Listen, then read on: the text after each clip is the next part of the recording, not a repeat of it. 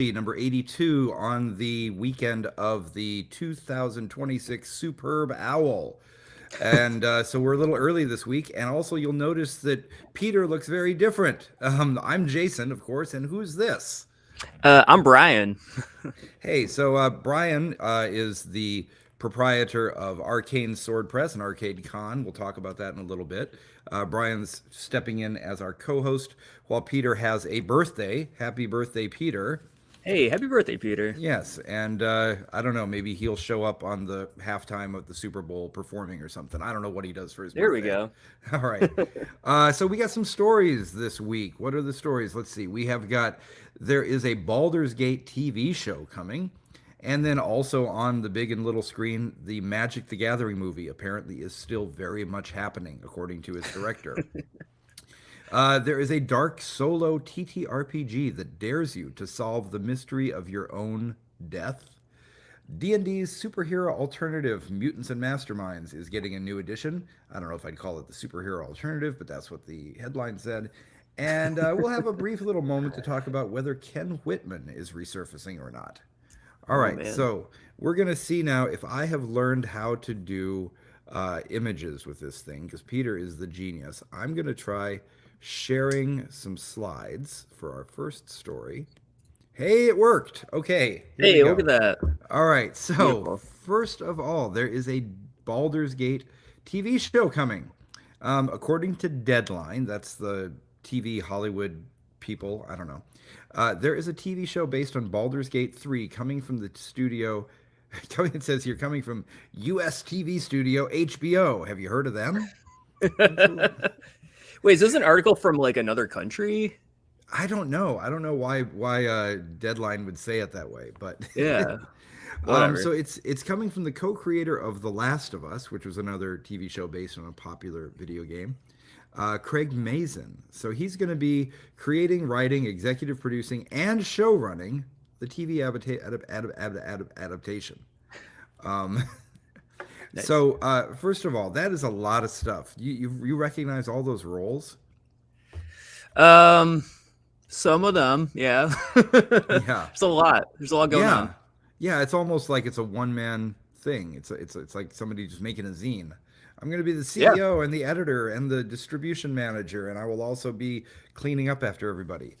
Yeah, right. Including the toilets and changing the coffee. Oh my gosh. filters Yeah, I and mean, all that. the showrunner is, I mean, that sounds like a small title, but that's, that's the biggest title I think you can really have Oh yeah, in definitely. television. That means everything's your fault.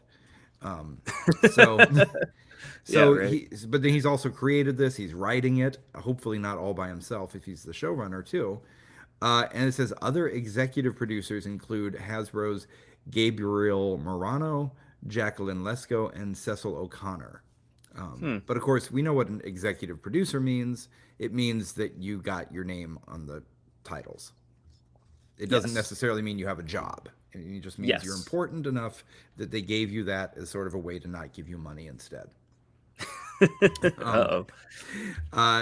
Sometimes the executive producer really is executive producing. A lot of times they'll be like, "Hey, Sylvester Stallone said that we could use his name, so we did." He's not in this. All right, Yeah, so yeah. Chris If Perkins, only, right? Chris Perkins, who we all know from Wizards of the Coast, and I think if I'm right, Chris Perkins is now working with the Daggerheart folks from I think so, yeah. oh my gosh, I've forgotten all their names. Matt Mercer. Yep. What's their show called? Critical Role. Thank you. Or it was. Yeah, whatever it's called now, Critical Daggerheart or something. Yeah, sure. So anyways, he is going to be acting as a consultant for the show, which of course is because Baldur's Gate, while it is a video game, it is the D&D video game. It's set in Forgotten Realms. And have you played Baldur's Gate? So I've played the third one and I've played the two other ones before this. So I'm Okay. familiar with Baldur's Gate. I like Baldur's Gate 3 was such a huge thing a couple summers ago. Mhm. It didn't fully click with me, unfortunately. But I think that's more of like just seeing fifth edition rules and how swingy it is with a video game where Yeah. you kind of have to save scum so you don't mess up this interaction. It's a whole thing. But what Yeah, was cool about that game was how interactive it was. I know it's been around since like '98. It's all set in Mhm. Forgotten Realms. Yeah. But is oh my gosh, is Forgotten Realms, is that Ed Greenwood? Yes, Okay. that's his setting. And the original ones ran on second edition. Yeah, yeah. Yeah. I mean, I don't know. I never played any of the older ones, but I got Baldur's Gate 3 since I, for whatever reason, bought a PS5, and I'm like, Oh, well, awesome. I'm like, what? You remember when those things came out? You just couldn't get one at all. They were Yes. impossible to get, and so Verizon was doing a deal where if you had a Verizon phone, you could get one. So I was like, oh Whoa. my gosh, I have to have one, and then it sat there for a year. Oh my Like, goodness. what do I do with this thing? So finally, I was like, well, okay, Baldur's Gate. I play D&D. This will be really fun. I started to play it. I just hated it. Yeah, I it's a didn't get different it. kind of game. Yeah, I mean, I'm like, well, I want to play D&D, but instead I'm pressing X, Y, X, Y, B, X, Y. I'm like, I want to do things, and you're just kind of running around, and it didn't feel like D&D at all to me. Yeah, I think that's the issue I have too with it is the sense of like the way I approach D&D is different than like 5th edition D&D, which is like Hmm. what people play. So when I was playing the game, I was hitting kind of walls. There's some elements that are just so cool. Like you can literally use any item you find in the game in creative ways to solve puzzles and Yeah, interactions. That's really cool. But the fact is I wasn't able to advance certain areas until I fought the correct amount of guys to get to the right level. But there yeah, isn't random encounters, so they were all fixed encounters. So yeah. it was just everything was waiting for me to arrive to interact with it, which really took me out of it. Yeah, You know what I yeah, mean? I totally get that. And maybe for me, it's because when it comes to playing role playing games on a screen, I like computer RPGs. I Yes. like ones where I've got some typing to do and there's a little bit more interactive. And maybe it was just because I'm playing this thing with a game controller and it just felt too, like run around, kill that guy kind of thing to me. Oh yeah. I mean, that's also like the vibe of fifth edition. It's not Ultima. Yeah, uh, exactly. Now there's a game. yeah, yeah, Yeah. exactly. Or like wizardry or whatever, where you're typing in prompts. Um, Hmm. but I mean, there's plenty of good computer RPGs. Like around the same time, I was playing Disco Elysium, and I'm Oh, like, right. this I game's haven't played it, but I heard way about it. better because that's a game that feels it's much more tighter and focused, and I felt like I had more agency in that game than I did playing Yeah. fifth edition, which just felt like an interactive movie where I could do dialogue and all this other stuff.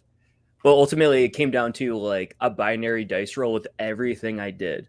So Yeah. either I would talk to an NPC and then they would start hitting on me suddenly, and then I would reject them, and then they're fighting me.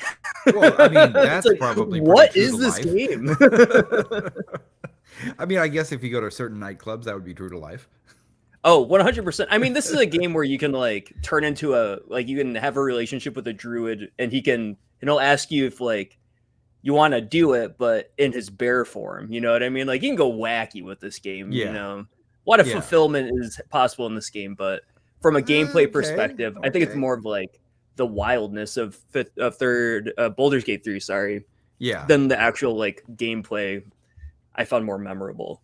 Well, what I think is looking pretty good about this movie, this actually gives me a bit of optimism, is that it says uh, rather than trying to do the story of Baldur's Gate 3, this is going to be a sequel to it. So it's going to be something that happens after Baldur's Gate 3. I don't know how much after, but I guess the idea is that instead of being the big powerful protagonist that can, save the world, they're going to be featuring a cast of characters that are quote aren't that powerful.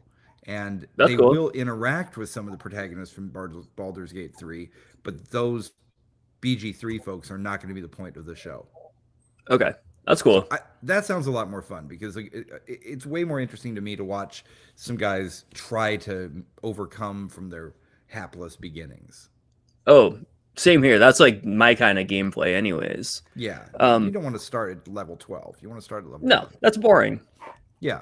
I don't want So, everyone to have a spell that can like bypass all problems. You know what I mean? ugh. I want to be a pig farmer with a spear going to a cave and hopefully I come out. You know what I mean? Yeah, yeah. I mean, when I'm playing a tabletop RPG, I love games that have some mechanics for quirks or flaws or whatever, and you have a character Mhm. that's not that powerful and it's a lot of things going wrong, then Oh the yeah. story gets interesting.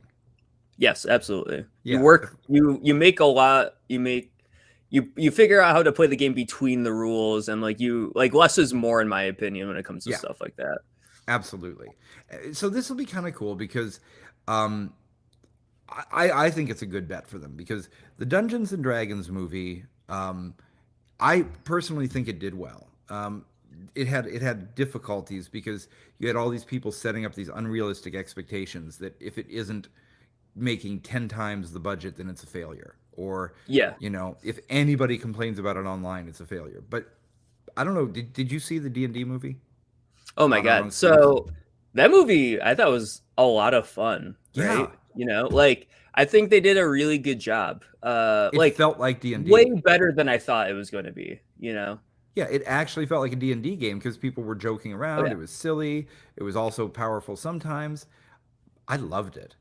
But it's also like the jokes were like it was fun, like it was authentically funny. It wasn't like trying Yeah. to be funny. Like I truly did laugh at it and Yeah. had fun. Yeah. Like it did capture that vibe of playing D&D, like the sillier side, Mm-hmm. but also I don't know, I thought it was really great. So if this show can capture that, awesome. You Yeah, know? because I think one of the things, at least it sounds like listening from the outside, that maybe we were not going to get to see a sequel to that D&D movie because it wasn't the biggest hit ever in all of history. But if this, which would fall into the same realm of D&D movies, does well, then maybe they're going to start seeing, hang on a second, it makes financial sense to keep making movies in D&D worlds.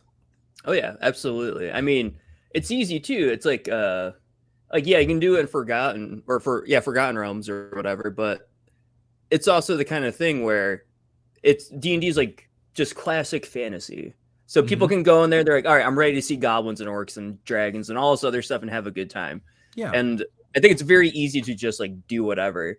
What I'm kind of curious to know is with the Baldur's Gate 3 TV show, because one thing that really appealed to me about that game is it added the weirder D&D stuff, like from Spelljammers and all that other stuff that I think is a lot of fun. I wonder if they're Oh, gonna have some really? of that stuff in the TV show. Oh yeah, like so it has like they have like the Githyanki and Mind Flayer ships that are like big Yeah. giant like Oh, monsters oh, in the and game. yeah, in the game. Oh, So I'm oh, like, I yes, wonder if yes, that's that part. going to Yeah. be in the show because I think D&D really comes alive when you get weird with it.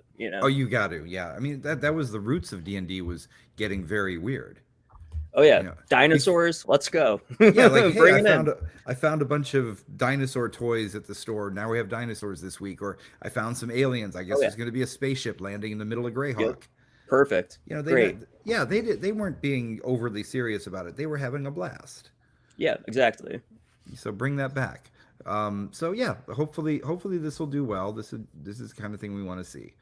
All right, let's move on because there's another thing happening on another screen, and of course I've got all of the. Look at this. I don't know how to make a slide work. Wow, that is stretched out, isn't it?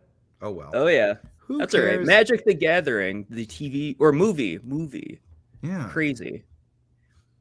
Um what's interesting is that like I remember hearing about them making a Magic movie or talking about it when I Right. was playing Magic in the 90s, like in the late Oh my 90s. gosh. Like I remember people being like, "Oh, it'd be so cool." And I remember just like looking at my cards being like, "Oh man, I want to see this move around on a big screen. That'd be so Mm-hmm. crazy."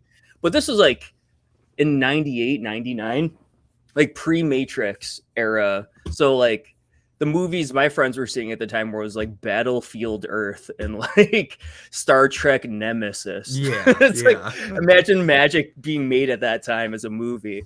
Well, But yeah, I it looks mean, like I it's want to hear your idea of it because this is hard for me to wrap my head around is yeah. how to turn magic into a movie. So I believe I'm under the impression that Hasbro makes more money off Magic in their board game division than they do off their D&D stuff. So it makes sense Yes, for them to invest in they do. I can give a little insider info on this, although it's out of date. So, yeah. I worked not for Wizards. I had Wizards as a client a few years Okay. back because my day job is I do user experience design. They needed somebody to create their store finders, like how do you find events in stores. So I came in to basically run that project for him. So I got to sit behind the scenes and see some of the meetings where they were talking about how Magic does compared to blah blah blah. This was going back a few years. So at the time, they were trying to get Magic to hit $100 million. It's gone way past that at this point. Yeah, But definitely. at that time, Magic was doing about 100 million, and D&D was doing about 40. Yep. And both of them have gone up. But the point is, yes, Magic absolutely is the cash cow compared to D&D. But we talked about this last week on the show. There is a big lawsuit going on around Magic right now because apparently Wizards was sort of fudging the numbers. Oh, really? Oh my goodness. Not lying. They weren't lying about anything, but what they were doing was they because a big part about Magic is that scarcity, right? You can't Yeah. flood the market with everything. So what they were doing in some cases is if other divisions were having revenue problems, they would flood the market with Magic cards just to get more money, but they wouldn't really tell the public that they were less rare than they thought. Oh, I see. Yeah, and then they were doing, I don't know, they were doing some other shenanigans around um misrepresenting some of the sales and pumping up the stock price and things like that. So even though Magic is the cash cow, it's partially that because there are some executives that apparently have been, playing funny business. Oh yeah. But even without that, it is bigger. I mean, Yes. Yeah. yeah, It's it drives Hasbro as a whole. so like I know Magic has like a meta plot. Mm-hmm. I don't know it. Like when I got into Magic, you played as a wizard and you were casting spells at another wizard. But now, like there's these planewalk. I'm not griping. I like playing modern Magic too, but Mm-hmm. it's like Well, you now gotta I know there's educate me like here because I've played it, but I don't know the different storylines and all that. I don't even know there are storylines, which is why I was like, a movie? How? yeah, you and me both. Like I know that there's like a meta plot, there's like canonical characters Yeah. and all this other stuff. Are I there? I don't don't know it. know. Like it's just like each set has its own like storyline Yeah, involved in that I it. knew. And like and I think that it's like different plane walkers from different like Mm-hmm. planes overlap and they pull things from other planes to like fight or whatever. And that's what you play as now, as opposed to just like a wizard throwing a lightning bolt. But yeah, so like I'm like back in the olden days of like 1998, I remember there being like some characters that would come up in the flavor text in the book or in the Okay. cards, and I'm like, ooh, Yeah, the who's cards. Ursa or whatever. Mm-hmm. But now we're just like Jace is a guy, and I just know I have a card of him, and I don't know that he's like a big character. But so I'm looking at this write up, and it looks like it's gonna be live action, and Mm-hmm.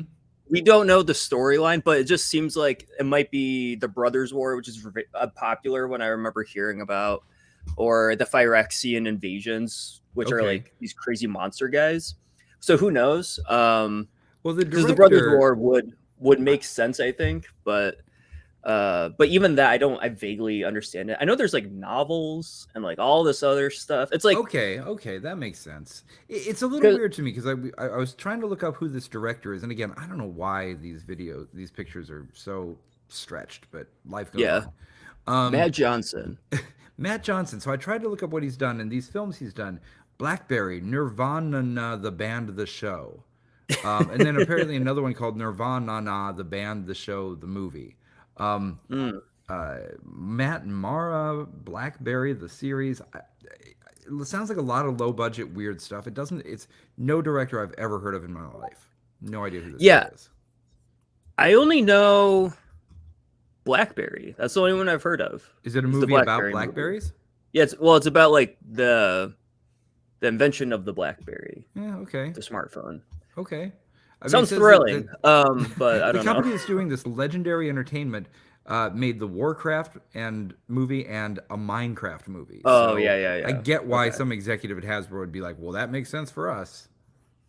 I mean, did you see either of those? No, why would I do that? Exactly. So it's like, why would I go see this Magic movie? Like, all right, so Warcraft, I think that movie was super popular in China. Mm-hmm. But it was an all CG movie. Like, my eyes glaze over when I see that. Then the Minecraft movie I couldn't finish. No, what was it like? It was just, was it? It's like a isekai where it's like you're zapped into this world of Minecraft, Mm-hmm. fine, whatever. Yeah.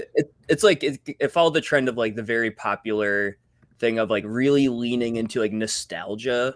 Yeah. So it's a movie for like Gen Alpha and Zoomers who, but also their parents that are like Gen X or whatever. So there's like a lot of Mhm. 80s stuff in it Okay. because Steve Okay. disappeared in the 80s or whatever.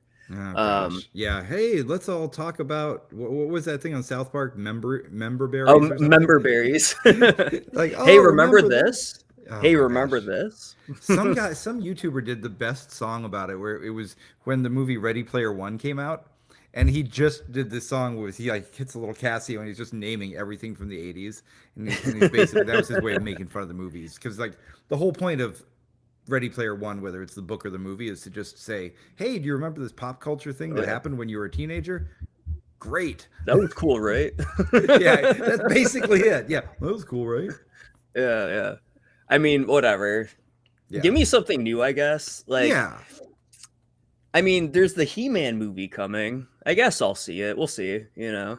yeah. I mean, at least there's a whole storyline to pick to choose from. Yeah. Oh, You know. 100%. I guess when it comes to like tabletop game plots and then Yeah. turning that into like a media franchise, Mm-hmm. Magic isn't one that really screams to me. D&D is super easy to do, and even like Warhammer stuff because that has a whole library of Oh books and yeah. like I mean, all this people stuff. But with all those Magic, Warhammer books, I mean, you kind of think, well, it's just a bunch of books based on a game. Like that's silly. But Dan Abnett as a writer is yeah, so good. yeah, that's what I I've don't heard. I don't play Warhammer, and I read all the Dan Abnett Warhammer novels because they were Oh, just that's awesome. legitimately great science fiction. That's great. Yeah. So I mean, yeah, you can do it with the right people. We should just do that. That sounds Yeah, do fun. that. Do that. Or I would Warhammer's on love the to. upswing right now. Let's do that instead of Magic the Gathering. Yeah. I think I'd the love to reason watch why. how about a Cthulhu movie?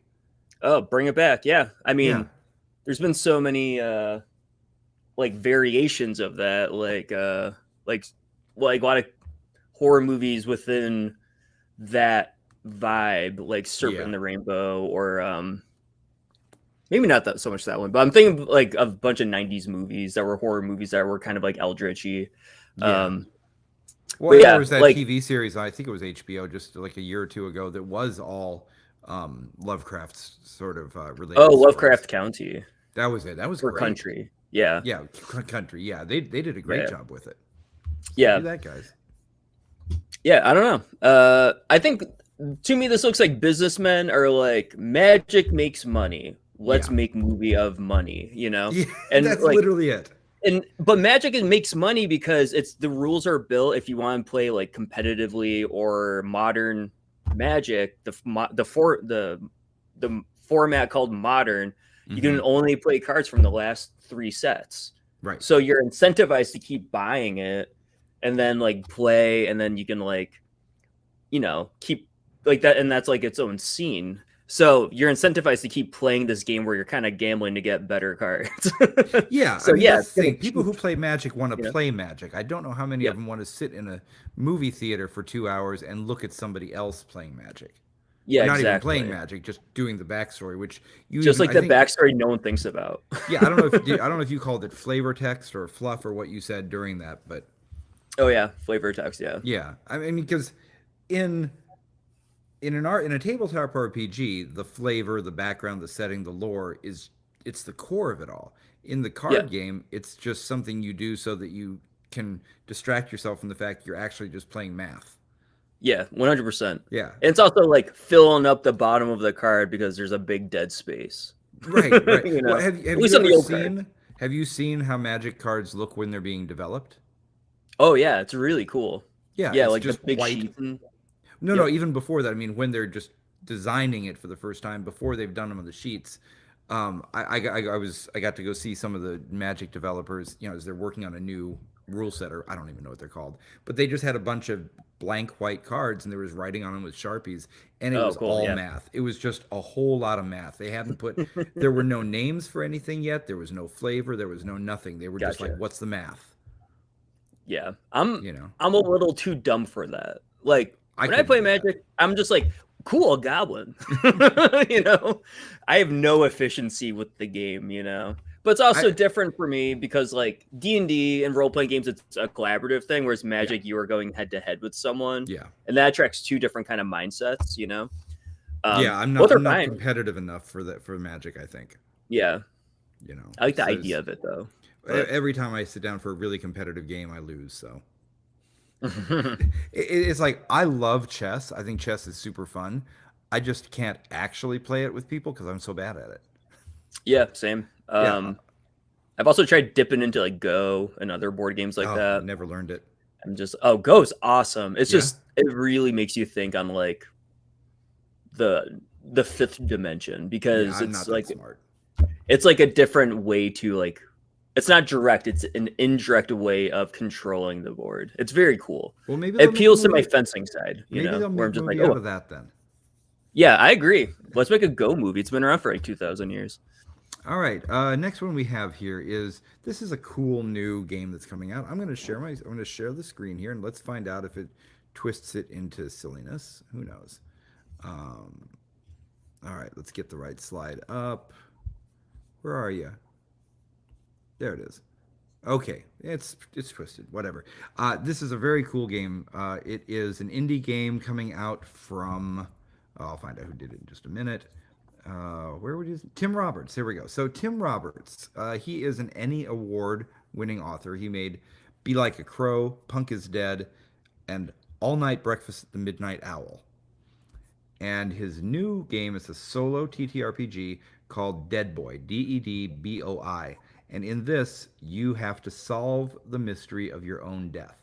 So I'm going to read this. I like this way this is written. You're dead. Congratulations in order, but that can wait. First, you must find out what led to your demise. It's a solo role-playing game about investigating how you died, which is pretty hard to do because you also have amnesia. The game will take you to the heights of heaven, the depths of hell, and the mundane horrors of earth, well described, as you uncover the mystery. Seeing as you have no idea who you are, you can't exactly go through a classic character creation process. So there's a core mechanic in this called ability recall. So you basically create your character as you're playing. You're finding out who you actually are, um, and so your Cool. first encounter requires an ability that will define how good you are in that field as you move forward. You basically, to play this, you have a pen and paper to record your story because it's like a journaling solo RPG. A Cool. deck of cards, just regular playing cards, to generate the story elements. There's your one randomization, and then dice for making your skill checks as you go through it. So, a lot of the creativity is going to come from you, the player. It's really a. I think it's a journaling game. I think that's the best way to describe Yeah, it it. looks like it is. Yeah, but um, I'm very excited to try it out. It's a zine game, about 40 pages. It's from the UK, so it's an A5 format, which is I think that's like our digest size, I Yep, believe. yep, Okay, yep. which is great. It looks beautiful. It looks nice and restrained, and I'm very excited to give it a try. Do you ever play Oh any yeah. solo RPGs? Oh, I mean, absolutely. I wrote a book on it. Oh, let's talk about that. Well, I wrote the old school revival solo role playing guide where it's basically like how it was mostly my own like notes on how I run D&D, Mm-hmm. like BX, and then I just added some elements to kind of help you develop like an oracle generator to ask the DM questions and Yeah. resolve it. Um, it's my most popular thing, and it was kind of like something I threw together last minute, like a couple years ago. Brilliant. But it's something I've dabbled in. So solo games are very fascinating to me, and it's actually really nice to just like you're playing a game, but you're an adult and you can't make plans with other adults because they're Right. busy and you don't want to look at a screen anymore today. So you like Right. pull a book off the shelf, but you don't want to sit there and read a book. Like you're interacting with the fiction, and that's Yeah. so awesome and satisfying. Um, and what's really cool with solo gaming, because it's now really popular, like a lot of games that come out now have like an appendix on like how to run it solo, or here's the Mm-hmm. oracle that you can use. I like doing that with something that I call that, well, other people call it is co-op play, where Yeah. me and a friend play a game using the solo generators, and we like navigate it together. So it's like we're playing with an artificial referee or DM, Right. and we're interpreting the cards. Can you What's that? do that with a solo RPG that was only written with one person in mind? Or do you have, Hard to say. or are you saying that there's some games that are designed the way you're describing it? The way I'm talking about is more games that are meant to be more ran traditionally that have a solo element. So right off the bat, I'm thinking of like free league games. Mm-hmm. Like I've done Twilight 2000 as a cooperative game, and it's the most intense role playing experience I've had. It's crazy. Wow. Like it's because you pull a card and like it's like, oh, should we ask the oracle? And then you pull a card and it's stressful. Like once you and your partner decides to do it, it's very satisfying. But that's a traditional role playing game with a solo element on top of it. Right. This is a game that looks like it's built to just be a personal experience, which I think is really cool. With journaling games, I know that's like where it really comes alive is your understanding and interpretation of something and how you reflect on it is like how the game comes alive. Like right off the top of my head is 1,000-year-old vampire is like that, where instead of you gaining back your memories in this game, that's a game where you're losing your memories of who you were and the things you did. And that's really compelling. Like you're just a vampire at the end of your life, just like forgetting who you are. Yeah. Really sad. Well, I mean, that's interesting because Tim Hutchings, who makes that game, he is, I think he's sort of an artist first and a game designer second. Which makes the stuff that he does have a very unique approach to things. And the 1,000-year-old vampire, like you say, it's a lot more about the emotions that you feel going through it than anything else. But although I don't know a lot of the other things he's done, he and I did design one game together, but I haven't followed up on the other things that he does. So, gotcha, cool. Yeah, we did a game called Weird Horror a couple of years back, but fun! That's cool. Yeah, but that was the only one we did together. This is a game that looks like it's more meant to be by yourself, but I know with these kind of solo games, you can also have a friend like quasi referee it if you want to play with a friend, or you both are like maybe you could even do this like you're both like been killed in the same incident and you're both trying to figure out who killed you. This one sounds fun. I'm particularly attracted to the idea in this Dead Boy game of the movement between the different places of heaven and hell and earth. Yeah, that's really cool. It's like the Divine Comedy or something. I don't know if it'll be that many levels, but yes. No, of course, yeah. But it sounds really cool. So looking forward to checking that out. So if anybody wants to check it out, it's called Dead Boy, DEDBOI. So probably maybe he's a punk rock fan as well. Who knows? A Stiv Bader fan there. There we go. Yeah, all Dead Boys. Yes, exactly. All right, what do we have next? Let's see here. D&D superhero alternative Mutants and Mastermind is getting a new edition. All right. So classic game. Yeah. So the place that I pulled this story from, they called it a D&D superhero alternative. I don't think that's fair. Yeah, like do they mean alternative like an alternative to D&D about superheroes, or do they mean it's, which I'm assuming that's what they meant, right? Yeah, I guess that was just their way of trying to get the people who were reading this to understand, well, what's Mutants and Masterminds? Okay, it's a superhero game as opposed to D&D, but it's it wasn't made by TSR. They had their own. They actually had Marvel superheroes. So yes, if you really want the D&D alternative to superhero games, that's the real one. That's Marvel superheroes. Yeah. And in their Kickstarter for the new one, they're putting it. They say here, the world's greatest superhero games returns. Maybe greatest.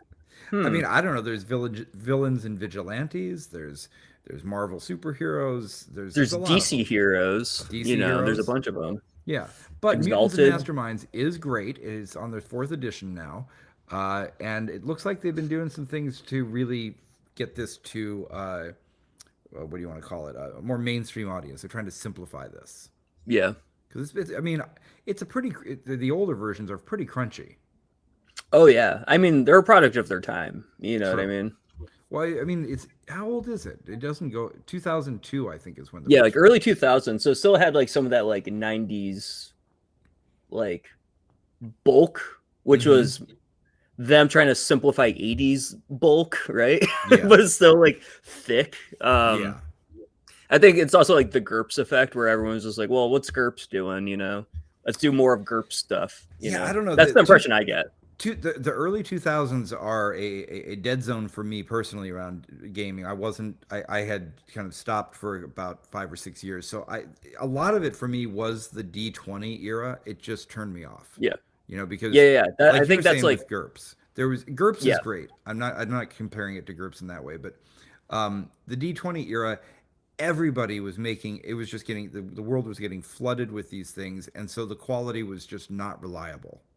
Yeah. It's like, but like out of that came like the OGL and Right. the where we are now in a way. But, you have to go through the, dark ages and come up or whatever. I feel like maybe 2002 was an era when, because it was still young-ish internet, Yeah. the in 2002 there was no Gmail yet, there was no Facebook, I don't think there was MySpace. I don't think there was any social media yet, right?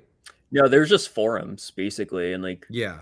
So as a boards and result, stuff. people didn't, I think, talk enough about things like how to do good game design and make sure you play test your stuff first and all of Oh that. yeah, So definitely, a lot definitely. of Yeah. things that you find from that era look like somebody had a brilliant idea and just really dove deep into it all by themselves with nobody checking their work.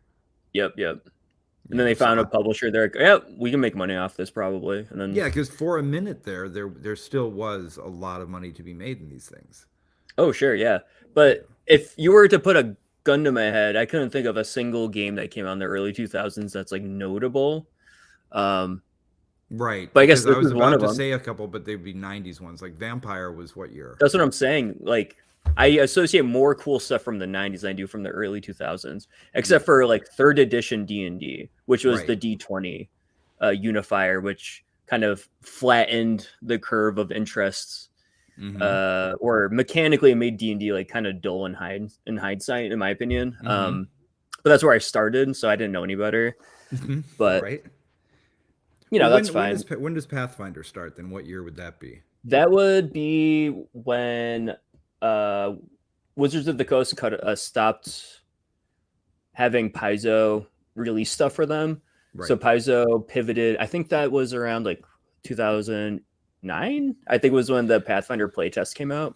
Okay, because I get a little bit mixed up in my mind on this as to whether it was a reaction to fourth edition and people just saying I want to go back to 3.5, or if it That was I think something that that's happened also an element before of it. fourth, or did it happen before fourth edition? I think it happened because fourth edition happened and Hasbro kind of consolidated some of their stuff, so they got rid of their third party publishers, and Paizo Mm-hmm. was one of them. But Right. because of the SRD and the OGL stuff, they're like, well, we can just make a better version of third edition, Yeah. and that's Yeah. what And they Pathfinder did. was. And yeah, they did, and it was like a huge rival to fourth edition. Now, if you play fifth edition D&D, a lot of it feels like Pathfinder, like Yeah. classic Pathfinder. So Yeah. hey, So Mutants and Masterminds, I guess, kind of comes out of that D20 era, in the first yeah, place. So now, according to what they're saying here, uh, resolve any action with a single D20. Use hero points and extra effort to push your character and the story to new heights. So again, I'm just going on how they're describing it from their own pages, but it sounds like they're taking a little bit of the learning from story games and a little mm, bit of the learning from people that are trying to simplify the D20 world and seeing if they can get people to the idea of saying, well, with a superhero game, I think the motivation of playing one is different from a sci-fi game or a fantasy game. This is yeah, my opinion. absolutely, That in a superhero in a fantasy game, if you want to really oversimplify it and overgeneralize, the motivation is exploration and finding new yep, places, and that kind of thing. Whereas in a superhero game, I think the motivation is do cool shit. yep, absolutely, So you want to have a little bit more of a story game, like, well, now I want to be able to lift this building, yeah, or absolutely. whatever it might be. And it says there's also a solo adventure. So there you go. What you were saying before, they're putting it Hey, right in it's it. it's all in there now. Mm-hmm. So it says all with one die. Use just one 20-sided die to handle everything from checks to attacks to damage resistance. everything's in one book. So there's going to be just the Mutants and Masterminds Heroes Handbook. And then later there'll be an optional Masterminds manual, but you don't need that apparently. 15 base hero archetypes, advantages, heroic feats, um, and new art and graphic design with from Green Ronin. And it says the comic artist. I didn't look up who this was, so I'm going to maybe mispronounce him. Sean Isaacus. I don't know. Do you know the name? No, Yeah. Well, anyways, it's beautiful art, even though on our screen right now I've stretched it out. But it does look very good. Yeah. yeah, yeah, it looks really good. So it should be exciting to see. And I believe the Kickstarter is going on right now for that. Oh, cool. Awesome. Yeah. So check that out. And then speaking of Kickstarters, we'll wrap up with. Let me just pull this slide up here. We'll wrap up with this story of Ken Whitman, who appears to maybe be resurfacing and getting ready to try to bilk some more people out of some money. So we just want to give this a little bit of a warning. So I think I asked you Uh-oh. before if you had heard this name ever before. Ken I've heard the Whitman? name. All right. Yeah. So disclaimer before any of this: this is all opinion. Nothing I say is a fact. I'm not saying that Ken Whitman is a criminal or a con artist or anything like that. I'm not claiming any of those things. I'm just going to say what I know about him, what I've heard from other people. So a few years back, I don't know how many years, he first came to prominence in the game community by working with Jolly Blackburn on a movie about, or not a movie, I guess I'll call it a film adaptation of the comic Knights of the Dinner Table. Right. Yes. So you know Knights of the Dinner Table, Yep. super popular, been running for a very, very long time. It was an offshoot of Jolly's old gaming zine, Shada, Cool. Shadis. Shoot. Oh, I'm Something like sorry, that. sorry, Jolly. But anyways, it's a really fun comic. It's been going on for so long, and people love the storylines. The characters are very rich. It's just a great thing to read. And so they had this idea, or Ken Whitman, I guess, came to him maybe as long as 10 years ago, and said, "Hey, I'm a filmmaker. I want to make a movie out of this." And Jolly's like, "Great, let's do it." So they put it all together. Ken Whitman ran the Kickstarter, and they filmed some of the scenes. And then about halfway through, I guess from what I understand, he basically just absconded with the money and never finished the film, Wow. leaving poor Jolly holding the bag and people asking him where it was. And it was just really, really unfair because Jolly had nothing at all to do with what went wrong. It was 100% Ken's issue.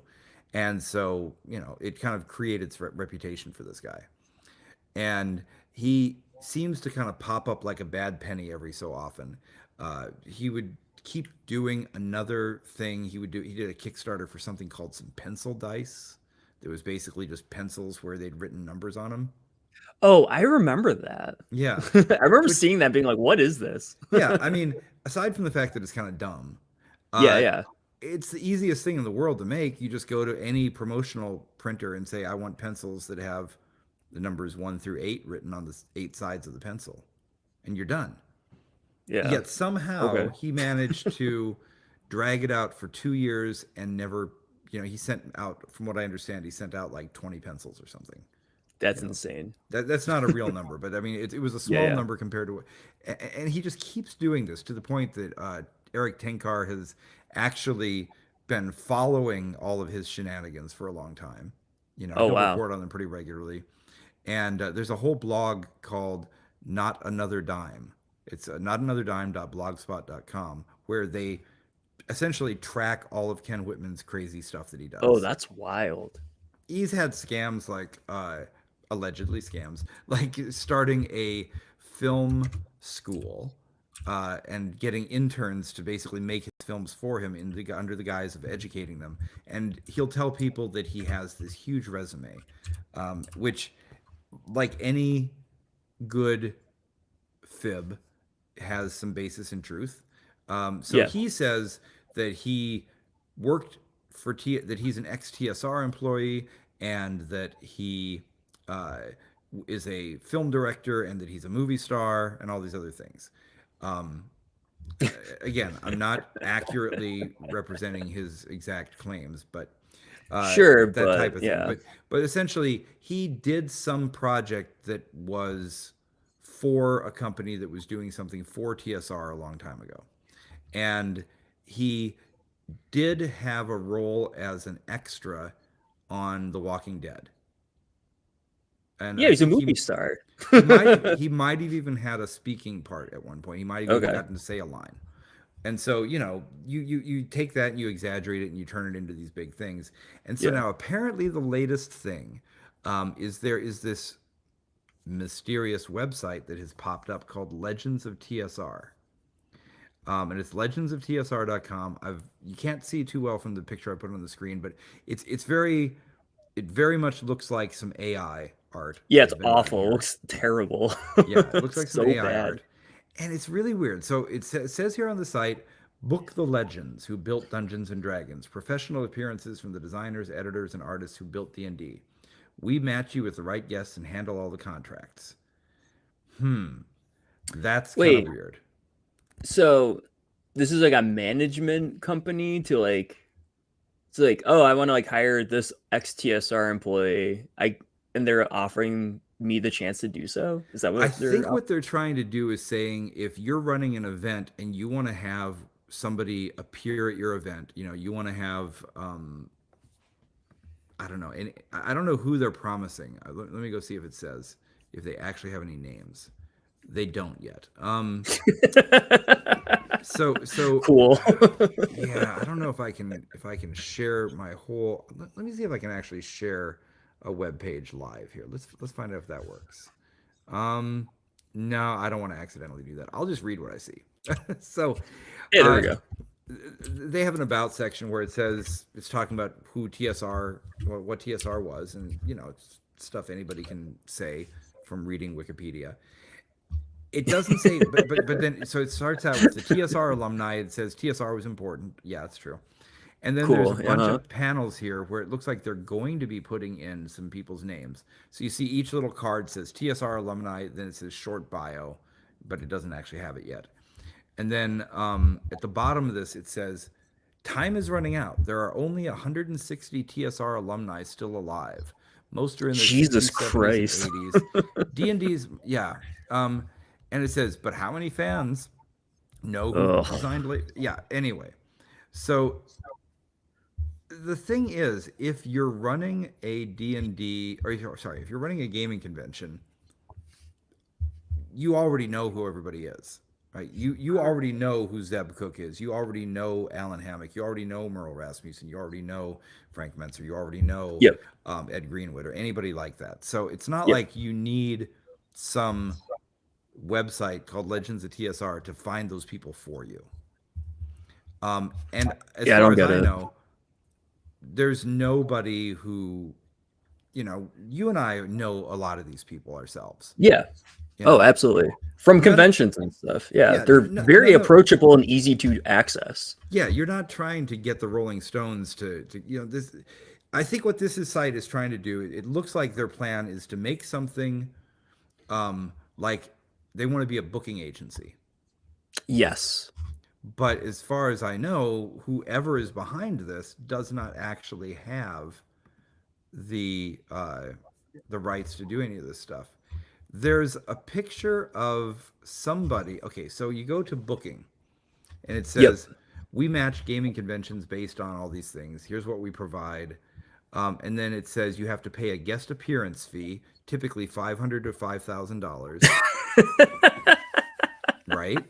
$5,000. Well, yeah. I mean, if you want to get the person who was working in the mailroom in 1983, that's 5 grand. Yeah. Um, guest Yeah, travel she wrote all those expenses. cool choose your own adventure books. What's her name? Oh gosh, yeah. That oh god. So the books were called The I have a couple of them. Endless Journey, Endless Quest. Endless Endless Quest. Quest. Thank you. Yeah. And the woman who Rose Estes wrote a lot of them. Uh, Yes. just she's great. Yeah, Yeah, yeah, yeah. I can't remember her name, but Rose she Estes. like Yeah, yep. yeah. The podcast when we were wizards, she's on it a lot and she's very cool. Yeah, she really is. She really is. That was a great podcast by Paul Stormberg. Yep. So yeah, it says that you'll pay this appearance fee, travel expenses, flights, hotels. It also says per diem, so I guess that's on top of the appearance fee, and then something called a coordination fee, and it says $100 flat paid to Legends of TSR. So maybe they think they're going to get $100 for introducing you to Alan Hammock. Yeah, Um, great, cool. and then there's a photo of some guy on a telephone that it looks like it was taken around 1990 or so. Yep. And he's holding up a funny dragon telephone or something. Yep. I don't know who that is. Maybe that's Ken Yeah. Whitman when he was young. I I'm literally have looking no at idea. it. I have no idea. I'm suspecting, this is completely suspecting, that maybe he's going to set this up and then every time you try to book one of the TSR alumni, it'll just be him. Yes, probably. Maybe he's like, And then hey, I worked there. yeah, he's like, I worked for TSR, you'll get me. And then he'll tell some stories that may or may not be true. And then so, he's at your convention and then another TSR alum's just like, who's that? right. How much did you pay him? Yes. Oh, thank you, Derek. Yeah, we were right. Rose Estes, correct. And Cool. unfortunately, I don't know if she's still with us or not, but because I know Jean Rabe unfortunately just passed. But anyways, so we don't know what this is. There's no proof at this point that this is Ken Whitman's website. But if you go to notanother.dime.blogspot.com, where they do I'm there right track him, there's a lot of evidence that that's who he thinks it is. And it just may be that what's going on is that maybe Ken is preparing to make another run at the crowdfunding Apple and, position himself as one of these things. Who knows what's going on? So we're not claiming this is him, not claiming that there's anything necessarily nefarious about this, just kind of giving people a heads up. Look out. If you hear about this, do your due diligence, find out what's going on. And if anybody knows what it is, let us know. And, come on and talk to us about it. Oh, for sure. I mean, like this website alone, the AI art is like already a red flag. Oh, and then the fact that there's none of that other stuff is like filled in is, problematic. So. Yeah, I don't know what it is, but I agree. The moment you see somebody putting AI art on their thing and then they combine that with big claims, that usually means some guy who has a big dream but couldn't get anybody to work with him because why ever, Yeah. Just yikes. 100%, yeah. So buyer beware. Yeah. So that's our stories for this week. Let's talk a little bit about stuff that you and I have coming up. So you, of course, have your own publishing company, and there's going to be a bigger and better Arcane Con. Let's talk about what your future plans are here. All right. So Arcane Con this year, I already have the tabletop event page open for vendors to submit applications. So this year, it's going to be more than double the size. It's going to be in an it's going to be in a huge... And that's how many people was it last time? Just under 300 for 2 days. Yeah, and that's a real 300, not a claimed 300. No, I counted everything. Yeah, we were at a convention recently that claimed to have 3,000 people, and it looked about like 300 to me. But oh man, I talked to someone else that was there yesterday, a friend of mine, and he was just like, it was. Yeah, no.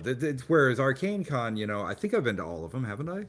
Yep, I've only had 2, so and you've been a sponsor for all of them. Both so of them, you. not all of them, both of them.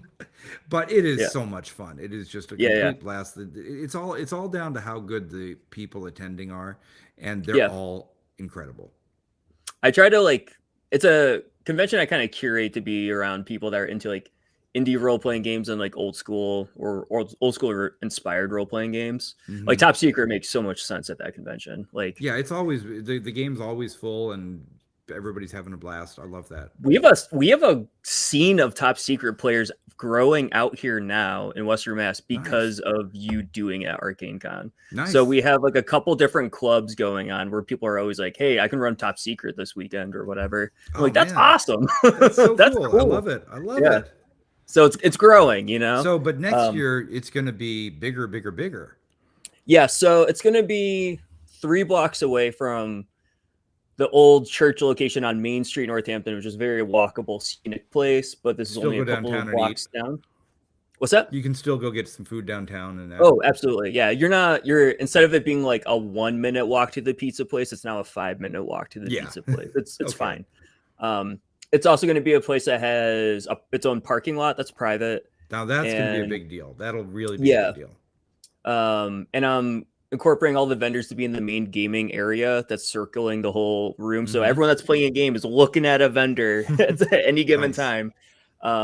But I'm going to have an on-site cafe there, and I'm going to try to get some food trucks there too, because I can do that at this location. Nice. But it's going to be in the building that is shared by a couple different art groups in the area. So I'm kind of renting from like an art collective, basically. Which building is this?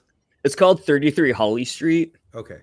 But it's like a huge venue where they have performances upstairs and downstairs in art galleries. So the days of Arcane Con, which is the 16th and 17th of October, at night upstairs in an upstairs gallery, there's gonna be a Rocky Horror show going on. Oh yeah.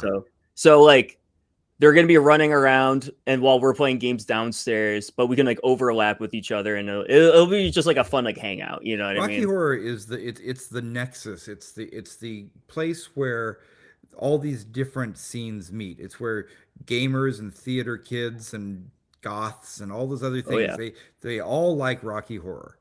Yeah. If you feel like you never really fit in with certain stuff, chances are you checked out Rocky Horror at some point. You know what I mean? Exactly.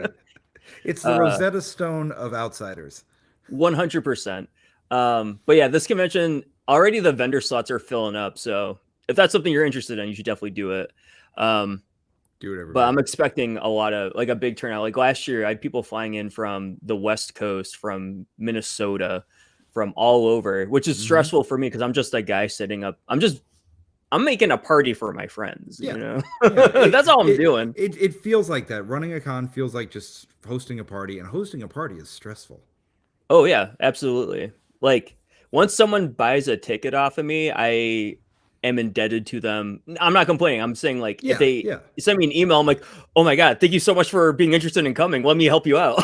Like I'm excited about it, you know? Exactly. This is going to be great. So, yeah, that'll be really I can't fun. wait. This is going to be absolutely awesome. It's a good time of year to go. And of course, you know, Northampton is one of my favorite places. You know, just for a general scene. And New England in October is a beautiful place to be. Yeah, so this will be peak fall this year. So it'll be like you can be a leaf orange peeper. leaves everywhere. It'll be great. Yeah. And so because of your Arcane Con, that's why we decided to do our first ever con up in the same town, which we're doing on May 30th. So it's gonna be ModCon, and really appreciate your advice and help that you've been given along the way. And I'm gonna lean on you. I'm gonna lean on you more. You know, please. We're starting small. We're only gonna be one day, so we'll be. I think we only have room for about 120 people. So keep that small. But the idea is just modern era games, 20th and 21st century settings. Really hope people like that. The tickets are on sale now. You can go to awesome. modcon.games, and it'll just take you to the tabletop events page where we still have some slots left for running games, and badges sales have started. So we're looking forward to it, and you know, we'll see. Cool. I'll definitely have to learn from people who have done it before, like you. So yeah, you got it. I mean, I'm excited to run a game at it. I already submitted my game. Yeah, I saw it. It's great.